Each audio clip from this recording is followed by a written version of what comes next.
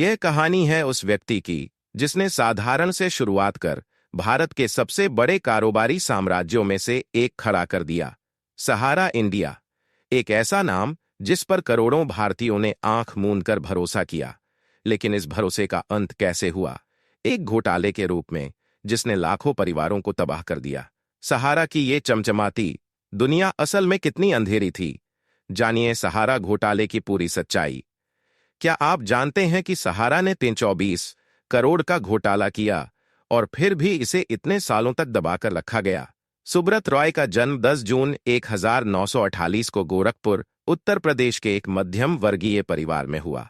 एक साधारण परिवार से ताल्लुक रखने वाले सुब्रत ने मैकेनिकल इंजीनियरिंग में डिग्री हासिल की। लेकिन उनके पिता के निधन के बाद उन्हें अपने पैरों पर खड़े होने के लिए संघर्ष करना पड़ा। उन्होंने शुरुआत की एक छोटे व्यापारी के तौर पर नमकीन बेचने से, लेकिन 1978 में उन्होंने कुछ बड़ा करने की ठानी और शुरू किया।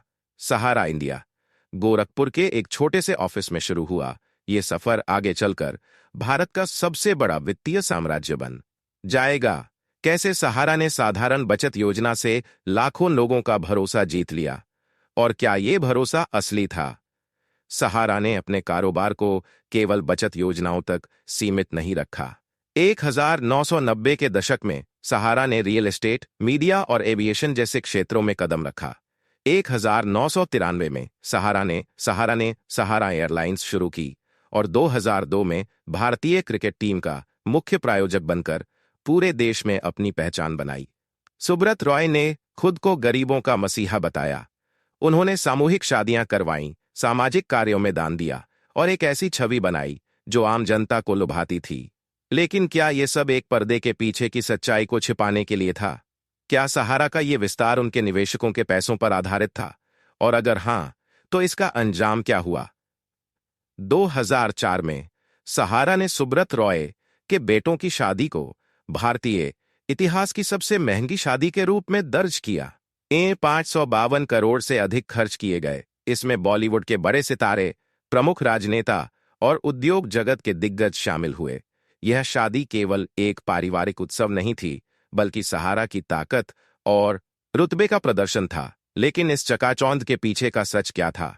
क्या ये पैसा निवेशकों के खून पसीने की कमाई थी? यहीं से सहारा पर शक की सुई घूमने लगी, पर असली खुलासा अभी बाकी था। 1996 में सहारा की वित्तीय गतिविधियों पर पहली बार सवाल उठाए गए, लेकिन राजनीतिक दबाव के चलते ये मामले दबा दिए गए। 2008 तक सहारा के पास लगभग 3 करोड़ निवेशक थे, लेकिन उनके निवेश का हिसाब रखना मुश्किल हो रहा था। निवेशकों से पैसे सीधे सहारा के ऑफिस में जमा कराए जा रहे थे, जो नियामक संस्थानों की नजरों से बचने का तरीका था। लेकिन 2009 में सेबी ने ऐसा खुलासा किया जिसने सहारा के भविष्य को हमेशा के लिए बदल दिया। 2009 में सेबी ने सहारा की फंडिंग प्रक्रिया की जांच शुरू की। जांच में पाया गया कि सहारा ने 324 करोड़ का निवेश वापस नहीं किया। सहारा ने दावा किया कि उन्होंने ये पैसा पहले ही लौटा दिया था। उन्होंने इसके समर्थन में ट्रक भर दस्तावेज जमा किए, लेकिन जांच में इन दस्तावेजों में कई गड़बड़ियां पाई गईं। क्या सुप्रीम कोर्ट का फैसला सुब्रत रॉय और सहारा के भाग्य को हमेशा के लिए सील कर देगा? 2014 में सुप्रीम कोर्ट ने सहारा को निवेशकों का पैसा लौटाने का आदेश दिया, लेकिन सहारा की तरफ से कोई ठोस कार्रवाई नहीं की गई। 28 फरवरी 2014 को सुब्रत रॉय को गिरफ्तार कर तिहाड़ जेल भेज दिया गया। इस दौरान निवेशकों का गुस्सा बढ़ता गया। सहारा की इमारतों के बाहर प्रदर्शन हुए, लेकिन उनके पैसे का कोई अता पता नहीं था। क्या सहारा के निवेशकों को कभी उनका पैसा वापस मिलेगा?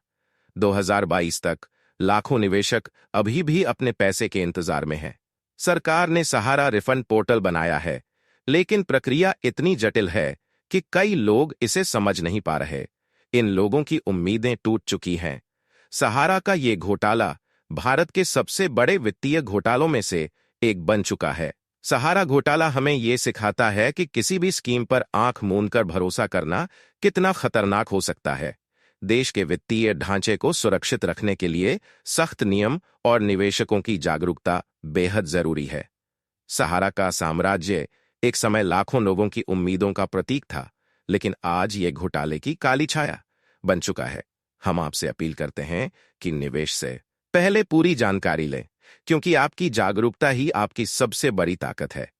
अगर ये वीडियो आपको जानकारीपूर्ण लगा तो इसे शेयर करें और दूसरों को भी इस घोटाले की सच्चाई बताएं। जागरूक बनें और सुरक्षित निवेश करें।